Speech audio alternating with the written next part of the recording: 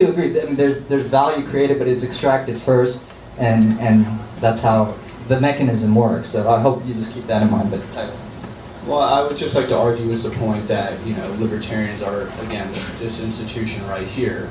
We really believe in sort of the constitutional version of things in which states, would govern, their own affairs in regards to education.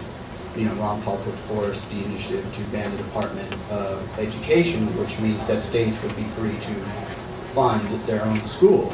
So, it's not that libertarians are opposed to public education. We're just opposed to the federal involvement in public education. Well, first of all, on the question of exploitation, Frank makes a valid point, obviously, about capitalism, but in 10 minutes, it's not very easy to deal with all kinds of different aspects of capitalism, and I was just trying to deal with some of the fundamental laws of motion. But I did deal indirectly with the labor theory of value.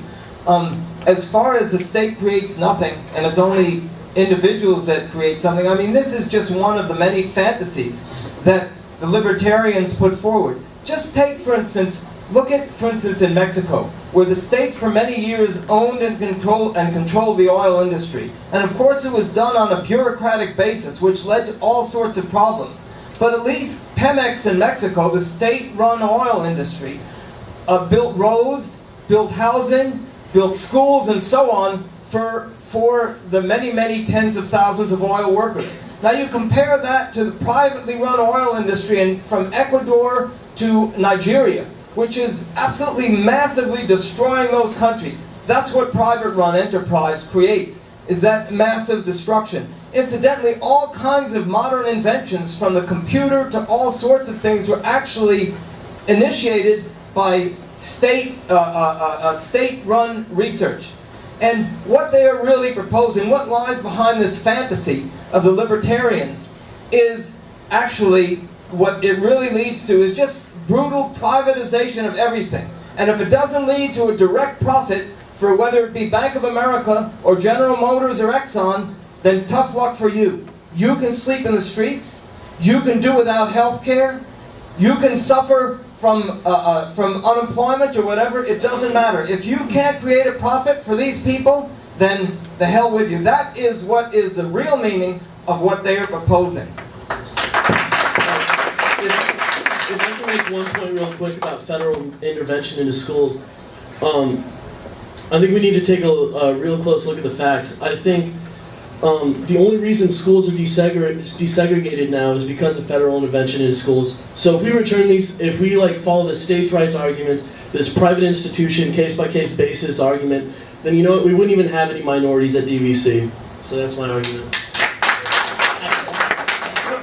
I wanted to add, if anybody hasn't seen a recent UCLA study, it shows that schools are more segregated today than they were 40 years ago. It's a study by Gary Orfield, but that's another topic. Hi, first I just wanted to ask, in an anarchist society, would no one have to pay rent? That's right.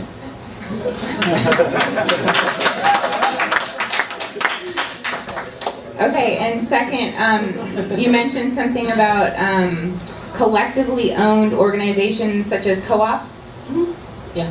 Okay, so who would determine who could participate in those co-ops? That's a very good question. A lot of the decisions that are made within cooperatives are on a consensus-based decision-making rather than a democratic majority rule, so that the way that usually consensus works is that there's a proposal that's brought up and then everybody votes on it, and if not everybody accepts that, then it goes back to the proposal stage and they hash it out until the whole group comes to a consensus.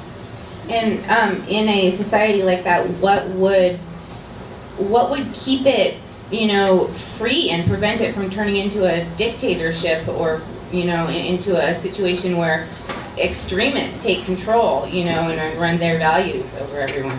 Well, that's a very interesting question. The libertarian side of anarchism lies in the assumption that people like free will and to exercise their freedom, so that if anyone were to try to come extremist, what have you, some sort of mythological creature or whatever, trying to take away your freedom, you and the people in the community that you belong to assuming that you do like free will and like to exercise your free will defend that by any means necessary. Tyler and then Sean. Well, I just wanted to address a comment that was made before about how in a capitalist society, people, if you don't pay your taxes, the police and going to come arrest you and you're going to go to jail. But this is an action not taken by capitalists, but it's an action taken by the state.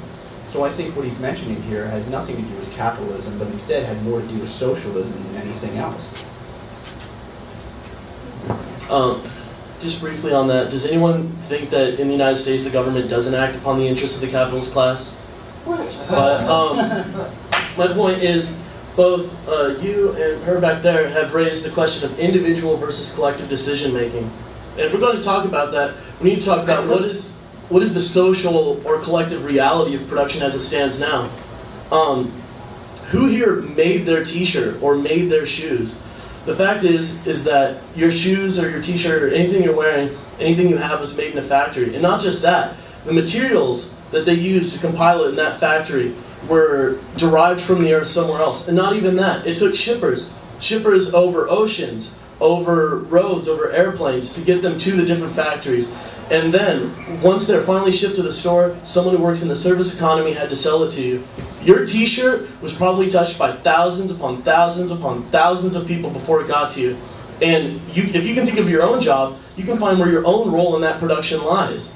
Production is already social. There is no individual creating anything anymore. Artisanry is dead. Artisanry is something of the feudal era. So when they talk about the individual producing this or that, it's a farce. It doesn't exist. Production is already social. We already have the means of production and we're using them. The question is, can we take them back from the capitalists and give it to the proletarian worldwide?